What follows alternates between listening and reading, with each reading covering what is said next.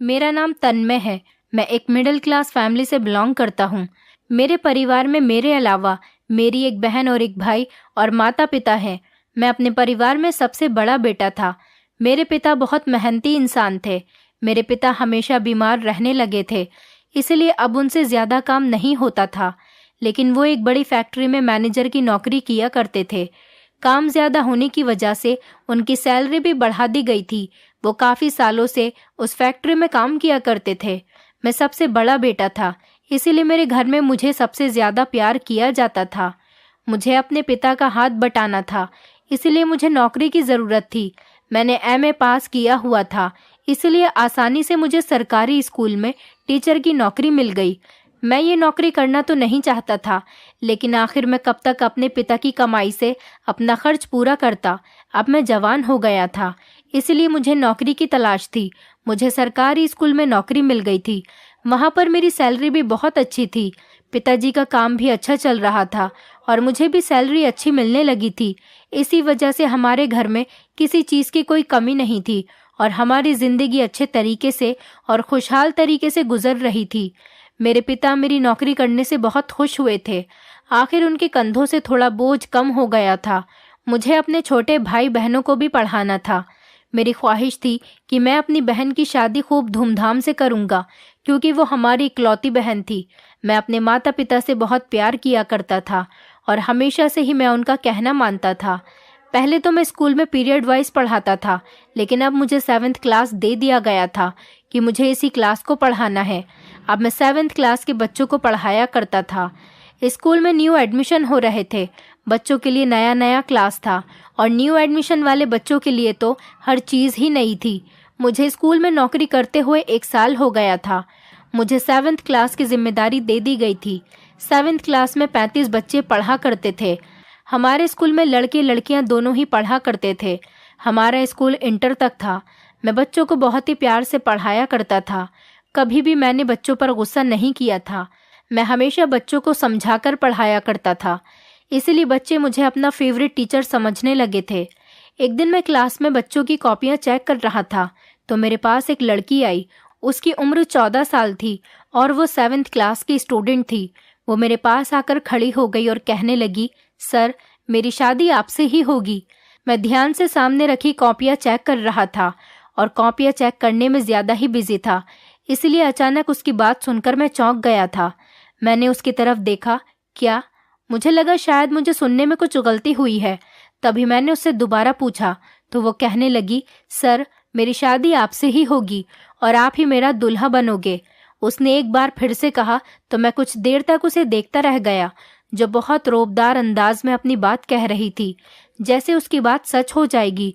और हैरत तो मुझे उसके इस मजबूत अंदाज पर थी, जो बहुत ही सच्चाई के साथ ये बात कह रही थी। मैंने उससे कहा, तुम ये सब क्या कह रही हो? उसका नाम नायरा था। वो बहुत मासूम शक्ल की लड़की थी। उसने दोबारा कहा, सर, आपकी शादी मुझसे होगी। मैं आपकी दुल्हन बनूंगी और आप मेरा दूल्हा बनोगे।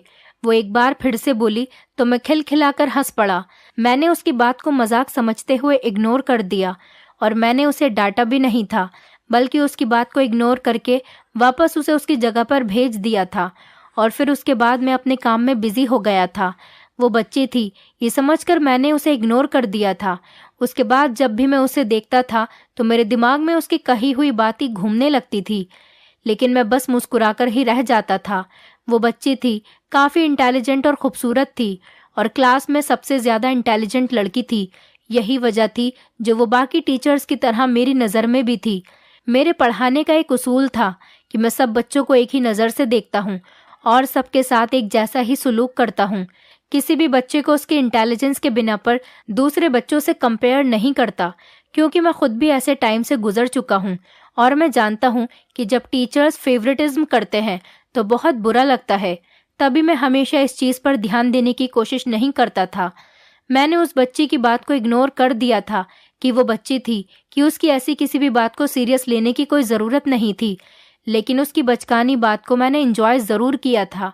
छुट्टी के टाइम पर मैं स्कूल से निकल आया ताकि मैं जल्दी घर पहुंचकर आराम कर सकूं। कुछ देर के बाद मैं घर पहुंच गया, फ्रेश होकर खाना खाया और फिर आराम से खाना खाकर अपने कमरे में जाकर लेट गया था। अभी इतनी ही देर में मैंने अपनी आंखें बंद की थीं कि अचानक मेरे कमरे का दरवाज़ा खुला और कोई कमरे से अंदर आया। दरवाज़ा खुलने की आवाज़ पर मैंने अपनी आंखें खोलकर देखा तो आने वाला कोई और नहीं, मेरी माँ थी। माँ को देखकर मैं सीधा होकर बैठ गया तो वो मेरे सामने आकर बैठ गई। मैंने माँ से पूछा कि क्या हुआ माँ, आप तो आराम कर रही थी। माँ मेरे सवाल पर मुस्कुराने लगी और कहने लगी, हाँ, मगर मुझे तुमसे एक ज़रूरी बात करनी थी, इसलिए मैं तुम्हारे कमरे में आई हूँ।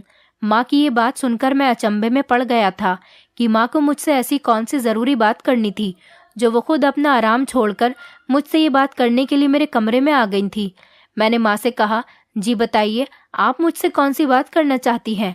मैं बड़ी हैरत में आ गया था तो माँ फिर से मुस्कुराने लगी और नरमी से मेरा हाथ पकड़कर कहने लगी, हाँ, मुझे तुमसे बहुत ज़रूरी बात करनी है और अभी इसीलिए तुमसे बात करना चाहती थी क्योंकि तुम्हारे पिता को तुम्हारा जवाब चाहिए था। अब की बार माँ ने बताया तो मैं और भी ज़्यादा उलझ गया था और इसी उलझन में अपनी माँ को देख रहा था। माँ ने कहा कि दरअसल अब हम तुम्हारी शादी करना चाहते हैं, तुम्हारी शादी की उम्र हो गई है, इसीलिए मैंने तुम्हारे लिए एक लड़की देख रखी है। मैं तुम्हारी मर्जी पूछने के लिए आई हूँ ताकि हम लड़की वालों को जवाब दे सकें। लड़की अच्छी है और पढ़ी लिखी है, खाते पीते लोग हैं जिनको किसी चीज़ की कोई कमी नहीं। तुम्हारे पिता को वहाँ पर सब कुछ पसंद आ गया है और मुझे भी लड़की बहुत पसंद आई है, इसीलिए मैं तुम्हारी मर्जी जानना चाहती हूँ ताकि उन लोगों को हम अपने घर पर तुम्हें दिखाने के लिए बुला सकें। मैंने माँ से कहा, माँ, मैं अभी शादी नहीं करना चाहता, अभी मेरी नौकरी को 1 साल ही तो हुआ है, अभी मैं कमाई करना चाहता हूँ, उसके बाद ही मैं शादी करूँगा। माँ ने कहा, बेटा, थोड़ा अपनी माँ पर भी ख्याल करो, तुम्हारी बहन छोटी है और पढ़ाई करने जाती है, घर के सारे काम का बोझ मेरे ऊपर ही है। मेरी अब बूढ़ी हड्डियों में इतनी जान नहीं कि घर का काम कर सकूं। सारा दिन तुम्हारी बहन स्कूल और ट्यूशन में बिजी रहती है और मैं घर में अकेली रहती हूँ। घर में बहू आ जाएगी तो मेरा भी साथ हो जाएगा और मेरा दिल भी लगा रहेगा। मैं अपने पोते पोतियों की शक्ल जीते जी देखना चाहती हूँ।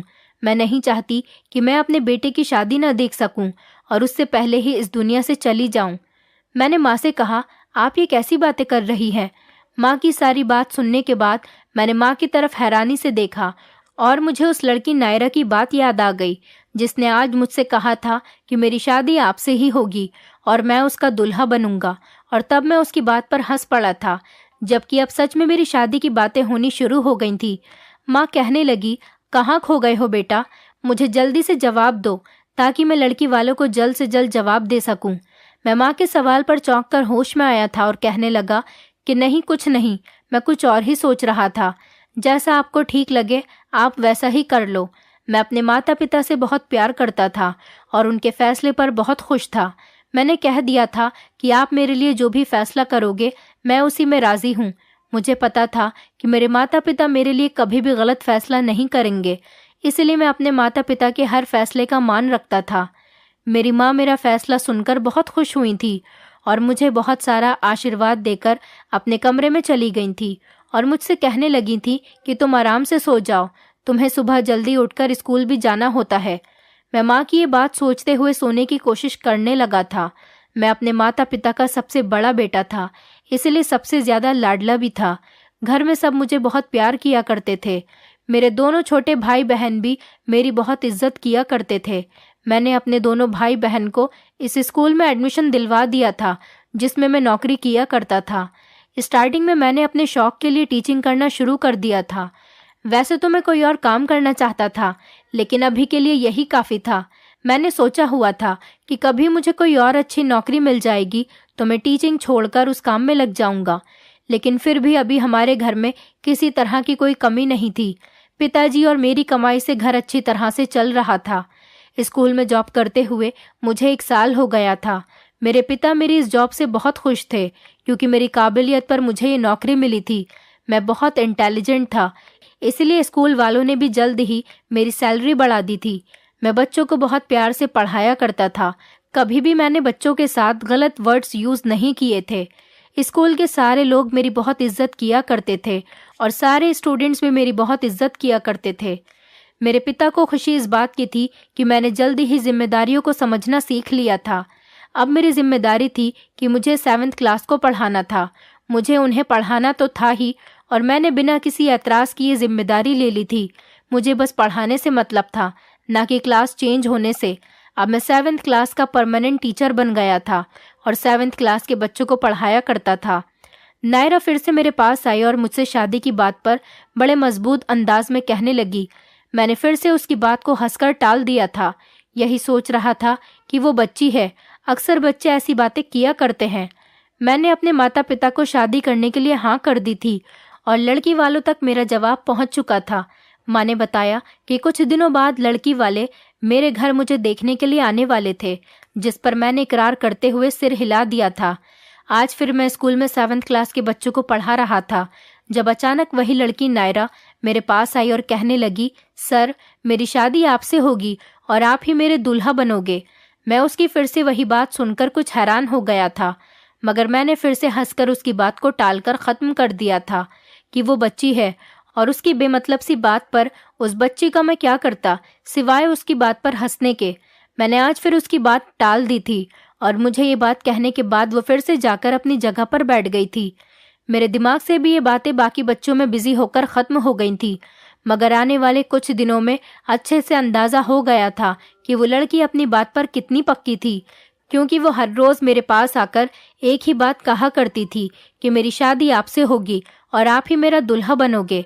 शुरू शुरू में मैं उसकी बात को हंसकर मजाक में टाल दिया करता था, मगर आखिर कब तक मैं ऐसा करता, क्योंकि अब तो हद हो चुकी थी और मेरी बर्दाश्त से बाहर होती चली जा रही थी। लगता था कि किसी भी दिन मैं उस पर गुस्सा उतार दूंगा। मुझे समझ में नहीं आ रहा था कि वो मुझे रोज रोज एक ही बात क्यों कहा करती थी, और वो भी बेवजह। मैंने एक दिन उसे डांट डपट कर उसको समझा दिया था कि वो आइंदा इस तरह की बातें ना करे, लेकिन उसकी फिर भी समझ में नहीं आया था। वो फिर उसी हरकत को दोहराई जा रही थी। अब मैं उसकी बातों से और भी ज्यादा तंग आ गया था।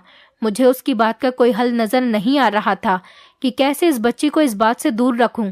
मैं अपने स्कूल में किसी और टीचर को भी ये बात नहीं बता सकता था, क्योंकि मैं जानता था मेरी बात सुनकर वो लोग यही कहेंगे कि वो बच्ची है, नादान है, तो उसकी बातों को इग्नोर कर दो, एक बच्ची समझकर।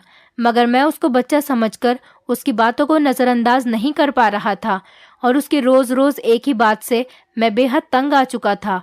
उस दिन भी मैं चेयर पर बैठा हुआ अपने क्लास में बच्चों की कॉपियाँ चेक कर रहा था, जब वो मेरे पास आई और फिर मुझसे वही बात दोहराने लगी जो वो रोज़ कहा करती थी, और आज मुझसे बर्दाश्त नहीं हुई और मुझे उस पर बहुत गुस्सा आ रहा था, जबकि वो मासूम सा चेहरा बनाकर मेरे सामने खड़ी हुई थी।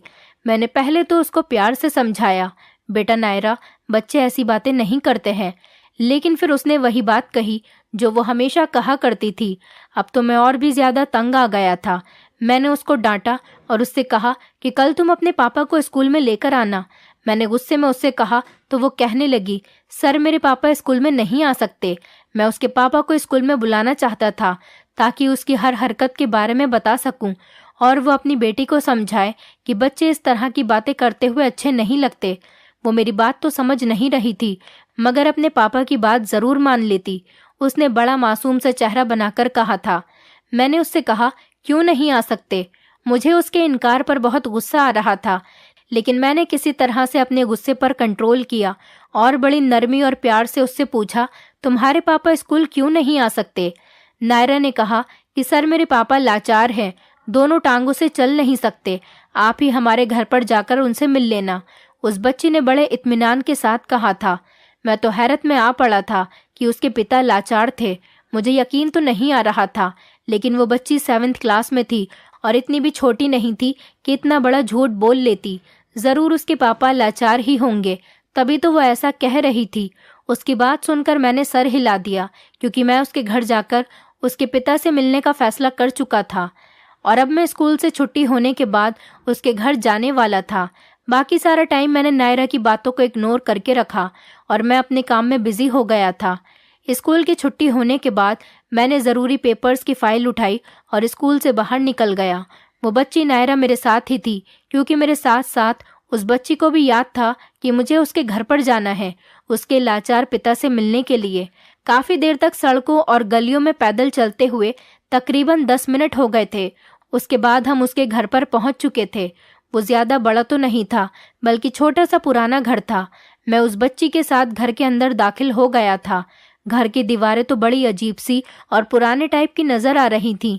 किसी भूत या फिल्म टाइप जैसा घर लग रहा था, जिसे देखकर मैं कुछ परेशान सा हो गया था। मगर फिर हौसला करके नायरा के पिता को देखने लगा, जो मुझे घर में कहीं भी नजर नहीं आ रहे थे। एक कमरे से होते हुए दूसरे कमरे और फिर आंगन, किचन, अब पूरे घर में झांकने के बाद भी मुझे ना तो घर में नायरा की मां नजर आई थी और ना ही उसके पिता नजर आए थे। नायरा ने बताया था कि उसके पिता लाचार हैं। अगर वो लाचार थे और वो कहीं नहीं जा सकते थे तो उनको घर में भी मौजूद होना चाहिए था, लेकिन वो मुझे घर में कहीं भी नजर नहीं आ रहे थे। मैं परेशान हो गया था और मैंने नायरा से पूछा, तुम्हारे पिता कहाँ हैं? तो उसने कहा कि मेरे पापा सामने वाले कमरे में हैं। मैं कमरे की तरफ देख रहा था, लेकिन उस कमरे की तरफ देखते ही मैं हैरत का शिकार हो गया था, क्योंकि उस कमरे में मैं देख चुका था वो खाली था। बड़ा सिंपल सा घर था, इतना सामान था और ना ही घर में रहने वाला कोई मौजूद था। न जाने नायरा मुझे किसके घर पर लेकर आ गई थी। नायरा के कहने पर मैं उस कमरे के अंदर चला गया था। मैंने सोचा कि एक बार और देखने में क्या हर्ज है। जैसे ही मैंने कमरे के अंदर कदम रखा, मेरे पैरों तले से जमीन निकल गई, क्योंकि मेरे पीछे एक औरत के बोलने की आवाज आई थी। मैंने जैसे ही पीछे पलटकर देखा तो मैं अचानक ही डर गया और मेरी चीख निकल गई, क्योंकि सामने एक मोटी सी औरत खड़ी हुई थी जो बड़ी घूर घूर कर मुझे देख रही थी। मैंने उनसे कहा, कौन हो तुम? मैंने गुस्से से पूछा। दरवाजा खुला हुआ था, लेकिन मुझे नायरा कहीं नजर नहीं आ रही थी और दरवाजे के सामने वो औरत खड़ी हुई थी, जिसके सामने से गुजरकर मैं बाहर नहीं निकल सकता था। वो कौन थी? मैं उसे नहीं जानता था, लेकिन मुझे उससे बहुत डर लग रहा था, क्योंकि वो औरत देखने में बहुत ज्यादा गुस्से में लग रही थी। मुझे अब यहाँ आकर पछतावा हो रहा था। मैंने क्यों नायरा की बात मान ली थी? कहीं मैं यहाँ आकर किसी बड़ी मुश्किल में न फंस जाऊं। मुझे बस इसी बात की फिक्र हो रही थी। उस औरत ने कहा कि मैं नायरा की माँ हूँ और अब तुम्हारी नायरा से शादी होने वाली है। नायरा की माँ ने कहा तो मेरी आंखें हैरत से फटी की फटी रह गई थी। मैंने खूब चिल्लाते हुए कहा, ये क्या बकवास कर रही हो आप? और उस औरत ने बड़ी गुस्से भरी नजरों से बोलते हुए मुझसे कहा कि नीची आवाज रखकर बात करो और चलो, अभी तुम्हारी शादी का इंतजाम किया जाएगा। मैंने कहा, आप औरत हो और मैं आपकी इज्जत कर रहा हूँ। ऐसे कैसे जबरदस्ती आप अपनी 14 साल की बेटी की शादी मेरे साथ कर सकती है? कहाँ वो 14 साल की और कहाँ मैं 24 साल का लड़का? वैसे भी मेरी शादी होने वाली है। अपनी बेटी की शादी का इतना ही शौक है तो उसके लिए उसी की उम्र का कोई लड़का तलाश कर लो। मैं गुस्से भरे अंदाज में कहकर तेजी से बाहर की तरफ जाने लगा था, मगर अभी मैं दरवाजे से बाहर भी नहीं निकला था कि अचानक किसी ने पीछे से कोई जोरदार चीज मेरे सर पर दे मारी। मुझे कुछ भी समझ में नहीं आ रहा था। मेरे सर में इतनी जोर से वो सख्त चीज मारी गई थी कि मेरा सर दर्द की वजह से फटा जा रहा था। मैंने पीछे पलटकर देखा तो नायरा की माँ के हाथ में एक डंडा था जो उन्होंने मेरे सर पर मारा था। मुझसे दर्द बर्दाश्त नहीं हुआ और अगले ही पल में बेहोश हो गया था और जमीन पर गिर पड़ा था। ये सब इतनी अचानक हुआ कि मुझे कुछ सोचने या समझने का भी मौका नहीं मिला था। मैं न जाने कब तक बेहोश रहा था, मैं नहीं जानता था। मगर जब मुझे होश आया तो मेरा सर इतना दुख रहा था कि मुझे बहुत चक्कर आ रहे थे और सर में जो चीज मारी गई थी उसका असर अभी तक मेरे सर पर मौजूद था। मेरी आंखें भी भारी भारी हो रही थी। मैं अपने सर को दबाते हुए तकलीफ कम करने की कोशिश कर रहा था। मुझे थोड़ा सुकून हुआ तो मेरी आंखों के सामने अपने बेहोश होने से पहले का नज़ारा घूमने लगा। मैं याद करने की कोशिश कर रहा था जहां पर मैं था। उस कमरे में बहुत अंधेरा था। मेरी कमर में भी पूरी तरह से दर्द हो रहा था। मैंने चारों तरफ देखा तो ऐसा लग रहा था जैसे ये कोई वीरान सा कमरा है जहां कबाड़ भरा हुआ है और वहां से बुरी सी बदबू आ रही है। ये वो घर नहीं था जहां पर मुझे नायरा लेकर आई थी, बल्कि ये तो कोई और ही जगह थी। मुझे अब पछतावा हो रहा था कि मैंने क्यों नायरा की बात मान ली थी। मेरे घर पर मेरी माँ मेरा इंतजार कर रही होगी और परेशान होगी। न जाने मैं कब से इस कमरे में बंद था। मुझे अपनी फैमिली की याद आ रही थी और उनकी टेंशन हो रही थी। मैं बस यही सोच सोच कर परेशान हुआ जा रहा था कि मैं यहाँ पर क्यों आया था। यहाँ से निकलने का मुझे कोई रास्ता भी नजर नहीं आ रहा था। अगर मुझे पता होता कि इस घर में आने के बाद मेरे साथ कुछ ऐसा हो सकता है तो मैं कभी भी यहाँ पर नहीं आता। लेकिन सारी बात ही तो ये थी कि मुझे कुछ भी पता नहीं था। मैंने अपना फ़ोन देखना चाहा तो मेरा मोबाइल ही मेरे पास नहीं था। मतलब वो औरत मेरा मोबाइल लेकर जा चुकी थी। न जाने वो औरत कौन थी और मेरे साथ ऐसा क्यों कर रही थी। मेरी कुछ भी समझ में नहीं आ रहा था। मैं तेजी से दरवाजे की तरफ बढ़ा और जोर जोर से दरवाज़ा बजाकर उसे खोलने के लिए कहने लगा, लेकिन कोई जवाब नहीं आ रहा था। हार मानकर मैं खुद बैठ गया था और फिर किसी के आने का इंतज़ार करने लगा। न जाने मेरे घर वाले कितने परेशान होंगे। वो मुझे गायब पाकर मुझे ढूंढने की कोशिश ज़रूर कर रहे होंगे। ये औरत कौन थी और ये मेरे साथ क्या करना चाहती थी?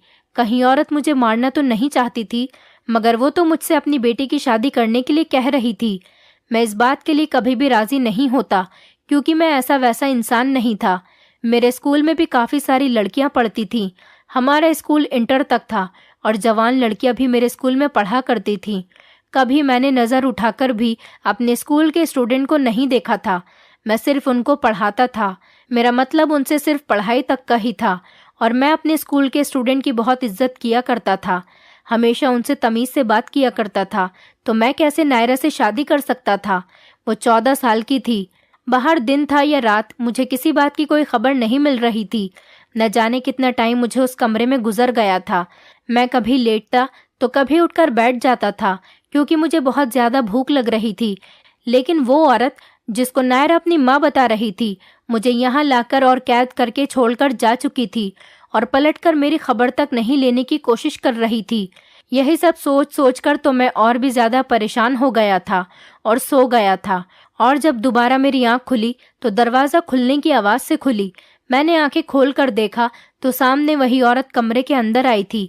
उसके हाथ में बैग था जो उसने मुझे थमाकर कहा कि ये लो, खाना खा लो। मुझे भूख तो बहुत लगी हुई थी। तभी खामोशी से मैंने उस बैग को पकड़ लिया। मैंने उस औरत से पूछा, तुम ये सब कुछ क्यों कर रही हो? तो वो कहने लगी, अब बहस करने की मुझ में हिम्मत नहीं, क्योंकि तुम्हारी माँ ने मुझसे वादा किया था कि वो तुम्हारी शादी मेरी बेटी से करवाएगी, लेकिन वो अपने वादे को भूल गई और जब मैंने तुम्हारी माँ को याद दिलाया तो वो अपनी बात से मुकर गई। उसे इतनी आसानी से तो नहीं जाने दूंगी। मैंने तभी तुम्हें धोखे से घर बुलाया था ताकि तुम्हारी और अपनी बेटी की शादी करवा सकूं। अब ये पेपर पकड़ो और इन पर साइन कर दो। वो औरत बड़े गुस्से में बात कर रही थी। उसने पेपर और पेन मेरी तरफ बढ़ाया। वो मेरी कोर्ट मैरिज कराना चाहती थी। मैंने उसके कहने पर वो पेपर अपने हाथ में ले लिए और जब पढ़कर देखा तो मैं भड़क उठा। मैं समझ गया था कि वो शादी के पेपर थे जिस पर एक तरफ किसी लड़की के साइन हुए थे जो नायरा के थे। मैंने उस औरत से कहा कि तुम कैसी माँ हो जो अपनी छोटी सी मासूम बेटी को इतने बड़े लड़के के हवाले कर रही हो? तुम अपनी बेटी के साथ इतना बड़ा पाप नहीं कर सकती। अभी वो जवान नहीं है, वो बच्ची है। तुम नाबालिग लड़की की शादी नहीं कर सकती। तुम जानती हो कि इस वजह से तुम अरेस्ट भी हो सकती हो, क्योंकि तुम्हारी बेटी की उम्र अभी बहुत कम है। जब तक तुम्हारी बेटी बालिग नहीं हो जाती तब तक तुम उसकी शादी नहीं कर सकती। उस औरत ने कहा कि वो मेरी बेटी है, मैं जैसा चाहे उसके साथ कर सकती हूँ। वो बालिग नहीं है तो क्या हुआ, लेकिन तुम तो बालिग हो। चुपचाप इस पेपर पर साइन कर दो। उसने मुझसे कहा, तुम्हारी माँ नहीं तो तुम्हें तो अपनी माँ का किया हुआ वादा पूरा करना ही होगा। मैंने कहा कि कभी भी मेरी माँ एक 14 साल की लड़की से शादी करने के लिए वादा कर ही नहीं सकती। मुझे अपनी माँ पर पूरा भरोसा है। उस औरत को गुस्सा आ गया और वो मुझसे कहने लगी कि क्या तुम्हें तुम्हारी माँ ने नहीं बताया कि यही सच है कि तुम्हारी माँ ने मुझसे वादा किया था कि वो तुम्हारी शादी मेरी बेटी से करवाएंगी। अभी वो बोल ही रही थी कि इतनी देर में उसका मोबाइल बजने लगा और फिर वो फ़ोन उठाकर बात करती हुई मेरी तरफ देखने लगी। उसने मुझसे कहा कि मैं कल फिर आऊँगी और मुझे हर हाल में इन पेपर्स पर तुम्हारे साइन चाहिए, वरना अच्छा नहीं होगा। वो मुझे धमकाकर बाहर निकल गई थी। मैं बहुत परेशान हो गया था। आखिर ये औरत कैसी बातें कर रही थी? अब तो मैं भी सारी सच्चाई जानना चाहता था, इसलिए मैंने वहां से भागने की कोशिश नहीं की। मैं जानना चाहता था कि आखिर नायरा की माँ उसकी शादी क्यों करना चाहती है। मैंने खाना खाया। वो रात भी मेरी बड़ी बेसुकूनी से गुजर गई थी। वो मुझे सिर्फ एक टाइम का खाना देकर ही चली गई थी, शायद इसीलिए कि मैं उसकी बात मानकर उसकी बेटी से शादी कर लूं और इन पेपर्स पर साइन कर दूं। मुझे अपनी माँ पर पूरा यकीन था कि वो ऐसा कभी भी नहीं कर सकती। अगले दिन फिर कमरे का दरवाज़ा खुला और कमरे में औरत नहीं कोई आदमी आया था, मगर मैं ये देखकर हैरान रह गया था कि वो आदमी व्हील चेयर पर बैठा हुआ था, मतलब कि वो कोई लाचार आदमी था। मुझे पहले ख्याल आया कि कहीं वो नायरा का पिता न हो। उसने मुझे अपने बारे में बिना पूछे ही बता दिया कि मैं नायरा का पिता हूँ और वो इंसान जिसने मुझे यहाँ पर रखा हुआ था वो नायरा की माँ है। वो आदमी लगभग 40 साल का था, जबकि उसकी पत्नी की उम्र 35 साल की होगी। मैंने उस आदमी से कुछ पूछने की कोशिश की, मगर उसने मुझे चुप रहने को कहा और फिर मेरे किसी भी सवाल का जवाब दिए बिना मुझे अपने पीछे आने का इशारा किया। मैं तेजी से उसके पीछे चल पड़ा। वो खुद ही व्हील चेयर पर चल रहा था और मैं पैदल उसके साथ साथ चल रहा था। उस घर से बाहर निकलकर वो कई गलियों से होता हुआ मुझे 20 मिनट के बाद एक और घर में लेकर चला गया था। ये घर बेहद साफ सुथरा और 2 मंजिल का मकान था। घर जितना खूबसूरत बाहर से था, उससे कई गुना ज्यादा अंदर से खूबसूरत था। वो मुझे एक कमरे में लेकर आ गया और उसने कमरे के दरवाजे को अंदर से बंद कर दिया। उस आदमी ने मुझे फ्रेश होने के लिए कहा। उसके कहने पर मैंने अपने हाथ मुंह धो लिए थे और उसके सामने बैठ गया। उसने बाहर आवाज लगाई, निकिता बेटा, खाना लेकर आ जाओ। बाहर से हाथ में खाने की ट्रे लेकर एक खूबसूरत सी जवान लड़की कमरे के अंदर आई थी। उस आदमी ने मुझसे कहा कि ये मेरी बेटी निकिता है, तुम खाना खाओ, तुम्हें इसके हाथ का खाना बहुत पसंद आएगा। मैंने खाना खाने से इनकार कर दिया और उनसे इस घर में लाने की वजह पूछी तो उस आदमी ने कहा कि मैं तुम्हें तुम्हारे सारे सवालों का जवाब दे दूंगा, तुम डरो नहीं और बेफिक्री से मेरे घर का खाना खा सकते हो।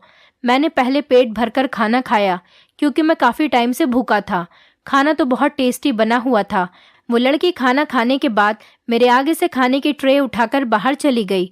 उस आदमी ने बोलना शुरू किया। उसने कहा कि मेरी बेटी और मेरी पत्नी की वजह से तुम्हें बहुत परेशानी का सामना करना पड़ा है। उसके लिए मैं तुमसे माफी चाहता हूँ। हो सके तो मेरी पत्नी और मेरी बेटी को माफ कर देना। उस आदमी ने मेरे सामने हाथ जोड़ लिए। मैंने उनके हाथ पकड़कर इनकार करते हुए सिर हिलाया। मैंने उनके हाथ खोल दिए और पूछा कि क्या आपकी पत्नी जो कुछ मेरे और नायरा की शादी के बारे में कह रही है, क्या वो सच है? मेरे सवाल पर उन्होंने हाँ में सिर हिला दिया, जिस पर मेरा रंग उड़ गया था। लेकिन ये पूरा सच नहीं था। उस आदमी ने कहा तो मैं उलझकर उसे देख रहा था। अगर ये पूरा सच नहीं था तो पूरा सच क्या था?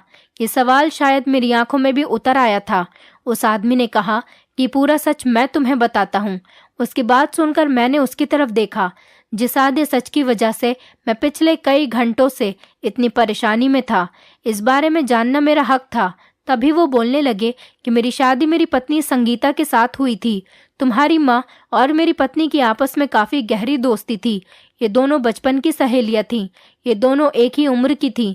सिर्फ इन दोनों में 1 साल का ही फर्क था। तुम्हारी माँ की शादी के बाद सबसे पहले तुम पैदा हुए थे। तुम्हारी पैदाइश पर तुम्हारी माँ बहुत ज्यादा खुश थी क्योंकि तुम लड़के थे और इस बात पर तुम्हारी माँ की खुशी के ठिकाने नहीं थे। उसके 4 महीने बाद ही मेरी बेटी का जन्म हुआ जो अभी खाना लेकर आई थी, निकिता। तब तुम 4 महीने के थे। मेरी पत्नी की बेटी पैदा हुई तो वो निराश हो रही थी क्योंकि उसे भी लड़का ही चाहिए था। लेकिन तुम्हारी माँ ने वादा किया कि वो निकिता को अपने बेटे तन्मय के लिए मांग रही है। इसी तरह से मेरी पत्नी इस बात से बहुत खुश हो गई थी क्योंकि उन दोनों की दोस्ती रिश्तेदारी में बदलने वाली थी। इसी तरह से तुम्हारी माँ ने जो वादा किया कि वो तुम्हारी शादी मेरी बेटी से करेगी, तुम्हारी माँ शायद ये वादा करके भूल गई, लेकिन मेरी पत्नी को ये बात अभी तक याद है। वो अभी तक उस वादे को नहीं भूली और तुम्हारे बारे में निकिता भी अच्छी तरह से जानती है क्योंकि जैसे जैसे निकिता बड़ी होती चली गई, उसकी माँ उसको ये बताती रहती थी कि मैंने तेरा रिश्ता पक्का कर दिया है और तेरे होने वाले पति का नाम तन्मय है, इसलिए कभी भी किसी और लड़के के बारे में मत सोचना। मैं तेरी शादी अपनी सहेली के बेटे से करना चाहती हूँ।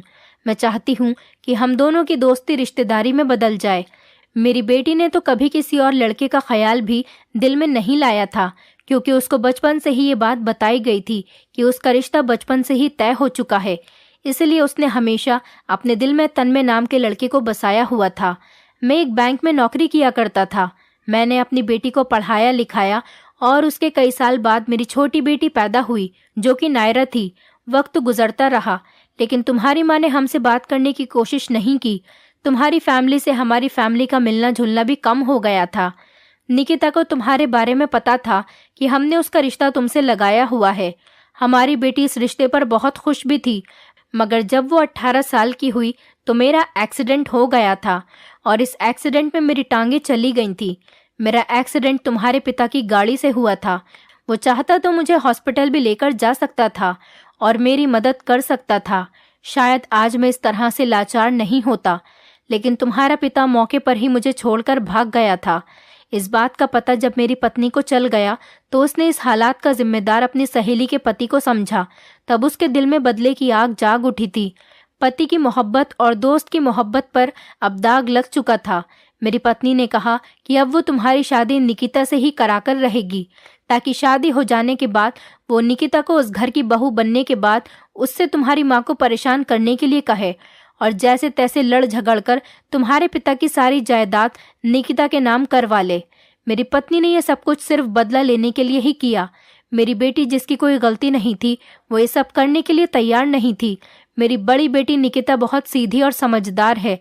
वो अपनी माँ की तरह बिल्कुल भी चालाक नहीं। मैं अपनी पत्नी को समझाने की बहुत कोशिश कर रहा था, लेकिन उसने मेरी एक नहीं सुनी। मेरी बेटी ने अपनी माँ से साफ कह दिया था कि वो शादी हो जाने के बाद अपनी ससुराल में जाकर ऐसी कोई हरकत नहीं करेगी जिसकी वजह से तन्मय या उसके परिवार को कोई परेशानी हो, क्योंकि मेरी बेटी तुमसे बचपन से ही मोहब्बत करती है और तुमसे शादी करना चाहती है। मेरी बेटी कभी भी बदले के लिए तुम्हें इस्तेमाल नहीं करेगी। बदला सिर्फ उसकी माँ लेना चाहती है, मेरी बेटी नहीं। इस बदले की आग में कोई और तो नहीं बल्कि मेरी बेटी जल रही है, क्योंकि वो तुमसे शादी करना चाहती है और तुमसे बहुत प्यार करती है। लेकिन जब इस काम के लिए निकिता ने इनकार कर दिया तो निकिता की माँ ने नायरा को अपना दूसरा हथियार बना लिया। उसने सोचा कि एक बेटी तो नहीं, दूसरी बेटी की शादी करके मैं इन लोगों की जिंदगी बर्बाद कर सकती हूँ। उसने मेरी छोटी बेटी का एडमिशन जानबूझकर तुम्हारे स्कूल में करवा दिया और वो उसे रोज सिखाती थी कि तुम्हें टीचर के पास जाकर ऐसा कहना है। मेरी बेटी नायरा सिर्फ अपनी माँ के कहने पर ही तुमसे ऐसा कहा करती थी। उसकी बनी बनाई प्लानिंग थी तुम उसकी बातों में आ जाओ और फंस जाओ, और वो यही चाहती थी कि वो तुम्हें किसी तरह से यहाँ बुला ले और बाद में यहाँ आने के बाद जबरदस्ती तुम्हारी शादी नायरा से करवा दे, क्योंकि निकिता इस हाल में तुमसे शादी करने के लिए तैयार नहीं थी। वो अपने ससुराल वालों से बदला नहीं लेना चाहती थी। इसीलिए मेरी पत्नी ने अपनी छोटी बेटी को मोहरा बना लिया और वो अपनी छोटी बेटी की शादी तुमसे कराने के लिए तैयार हो गई। मेरी पत्नी पागल हो गई है और पागलों वाली हरकतें कर रही है। मैं उसे समझा कर परेशान हो गया हूँ। अब मैंने तुम्हारे सामने सच्चाई खोल दी और ये हमारा असली घर है। जिस घर में तुम्हें बंद किया गया था वो हमारा पुराना मकान है जो हमेशा बंद रहता है। मेरी पत्नी के सर पर बदले का भूत सवार है जो हर हाल में वो तुम्हारे माता पिता से लेना चाहती है। उस आदमी की सारी बात सुनकर मैं दंग रह गया था। ये कहानी बदले की कहानी थी जिसकी वजह से मैं कैद करके रखा गया था। उस आदमी ने मुझसे कहा, तुम अब आज़ाद हो। उस आदमी के कहने पर मैं वापस तेजी से अपने घर की तरफ बढ़ गया था। मेरे घर वाले मेरे गुमशुदा होने पर बेहाल हो चुके थे और मुझे सही सलामत देखकर मुझे गले से लगा लिया था। उनके पूछने पर मैंने उनको सारी बात बताई तो वो सब भी मेरी तरह चौंक कर रह गए थे कि उन्हें उस औरत से ऐसी उम्मीद नहीं थी जो कि मेरी माँ की बचपन की सहेली थी। पिताजी ने भी शर्मिंदगी से अपनी नजरें झुका ली थी। पिताजी डर गए थे और इसी वजह से वो उस आदमी को हॉस्पिटल लेकर नहीं गए थे। पिताजी ने कहा था कि वो निकिता के पिता से माफ़ी मांगने के लिए तैयार हैं और जाकर उनके आगे हाथ जोड़कर उनसे माफ़ी मांगना चाहते हैं। मेरी पूरी फैमिली नायरा के घर चली गई थी। हम जब नायरा के घर पहुंचे तो नायरा की माँ अपने पति पर बरस रही थी कि उन्होंने मुझे आज़ाद क्यों कर दिया। मेरे पिताजी को देखकर उन्हें बहुत गुस्सा आया, मगर पिताजी ने नायरा के पिता से माफ़ी मांगी। नायरा के पिता ने जब अपनी पत्नी को समझाया तो वो समझ गई थी, लेकिन उनकी शर्त ये थी कि मैं निकिता से शादी कर लूं। मैं उनकी शर्त पर राजी हो गया था। कुछ दिनों बाद मेरी शादी निकिता से हो गई और मेरी माँ और नायरा की माँ के बीच पहले वाली दोस्ती दोबारा से हो गई। हम दोनों फैमिली के बीच सब कुछ ठीक हो गया था। निकिता बहुत अच्छी लड़की थी। वो मुझे देखते के साथ ही पसंद आ गई थी। मैंने निकिता की जिम्मेदारी उठा ली थी। अब मैं अपनी पत्नी निकिता के साथ बहुत खुश हूँ। मेरी माँ हमेशा निकिता को अपनी बहू नहीं बल्कि बेटी मानती है। मुझे अपने माता पिता के फैसले पर कोई एतराज़ नहीं था और इसी तरह से सब कुछ ठीक हो गया। अब हम लोग सब मिलकर बहुत खुश हैं और सुकून से अपनी ज़िंदगी गुजार रहे हैं, जिसमें ना तो कोई गम है, और अब हम सब लोग बहुत खुश हैं। नायरा को अब हम सब लोग पुरानी बातें बताकर चिढ़ाते हैं। वो बेचारी बहुत शर्माती है क्योंकि उसने ऐसा सिर्फ अपनी माँ के कहने पर ही किया था। मैं अभी भी स्कूल में ही जॉब कर रहा हूँ। मेरी शादी के बाद मेरी माँ और निकिता की माँ के बीच उनकी बचपन की दोस्ती और भी ज्यादा गहरी हो गई। अब तो नायरा भी काफी बड़ी हो गई है। अक्सर बचपन की बातें याद आती हैं तो खूब हंस हंस कर उसको तंग करते हैं।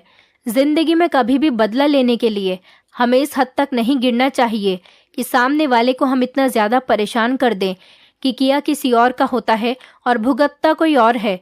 याद रखें कि कभी भी कोई ऐसा फैसला न करें जिससे आपके बच्चों की जिंदगी पर बुरा असर पड़े। नायरा की माँ ने उसे हमेशा गलत सीख दी थी। अपना बदला किसी और से लेने के लिए इस हद तक न गिर जाए कि बच्चा अपने बचपन में ही बिगड़ जाए। बच्चों को हमेशा बच्चों की तरह ही ट्रीट कीजिए, उन्हें बड़ा बनाने की कोशिश न करिए।